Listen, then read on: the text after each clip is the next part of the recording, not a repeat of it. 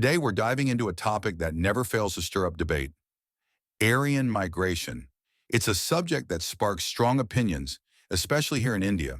While some people accept the theory, others twist the facts to suit their beliefs, and a few, particularly among right-wing Hindus, outright reject it. But what is the Aryan migration theory really about? Is it backed by solid evidence or just a myth? And if there's evidence, why do some groups reject it? Let's dig into these questions and uncover the truth behind this complex issue. The Aryan migration theory describes the movement of Indo-Iranian and Indo-Aryan peoples from their homeland near the Ural River in what is now Kazakhstan toward the Iranian plateau before the 3rd millennium BCE.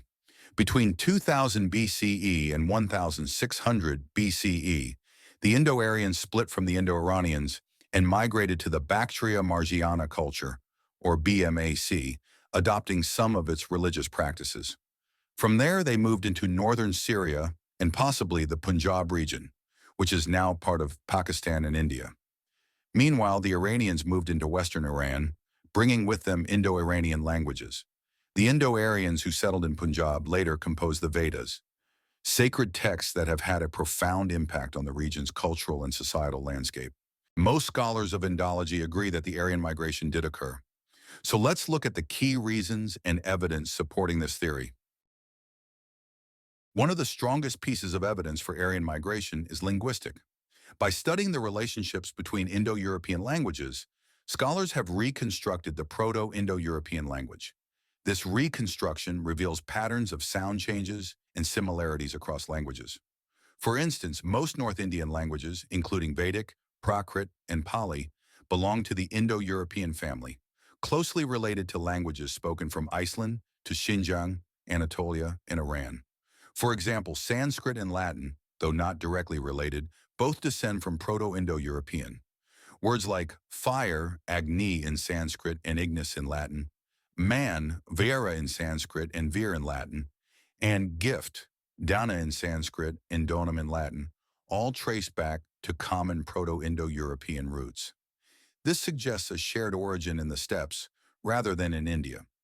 Recently, we've even found 1600 BCE inscriptions from the Mitanni kingdom in northern Syria that bear striking similarities to Vedic Sanskrit.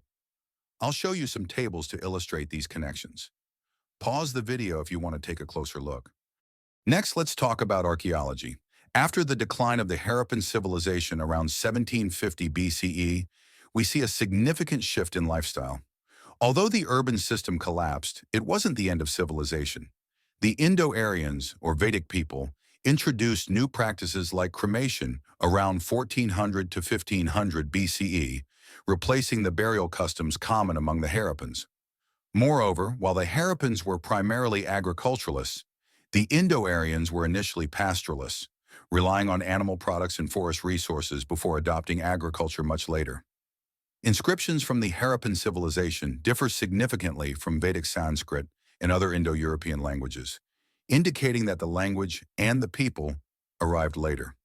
Alongside this cultural transition, we also see the emergence of new pottery designs. Finally, let's look at genetic studies.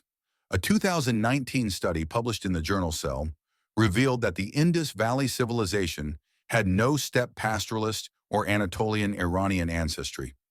Another study in Science showed that steppe pastoralist ancestry appeared in BMAC sites around 2000 BCE and later spread into South Asia. This ancestry now accounts for up to 30% of the genetic profiles of modern South Asians, providing strong evidence for Aryan migration. Faced with all this evidence, some right-wing groups in India, unable to refute the Aryan migration theory, began promoting an alternative, the so-called out-of-India theory, or OIT. This theory claims that Vedic thought in Sanskrit originated in the Indus Valley, were exported to Central Asia, and then returned with a migratory wave. However, mainstream scholars have widely rejected this theory, seeing it as an attempt to push a nationalist agenda rather than a credible historical explanation. Right-wing Hindus have also tried to misuse the discovery of an 1800 BCE cart at Sinali, claiming it was a chariot to prove the existence of horses in the Harappan civilization. They argue that the Vedas' mention of horses either predates Aryan migration or disproves it entirely. But let's set the record straight. The carts found at Sinali had full wheels with bronze ornaments and were likely drawn by bullocks, similar to Harappan toy carts and Daimabad bronze race carts, not the light horse-drawn chariots with spoked wheels seen in later periods. In fact, the earliest evidence of horse remains in the Indian subcontinent comes from the Gandhara grave culture in Swat, Pakistan, dating between 1600 and 500 BCE, well after the arrival of the Indo-Aryans. Some will never accept this evidence because it contradicts their religious beliefs, despite the overwhelming support from linguistics, archaeology, common religious practices, and genetic studies. This is a vast topic, and it's impossible to cover everything in a short video, but I've done my best to hit the key points. Thanks for watching.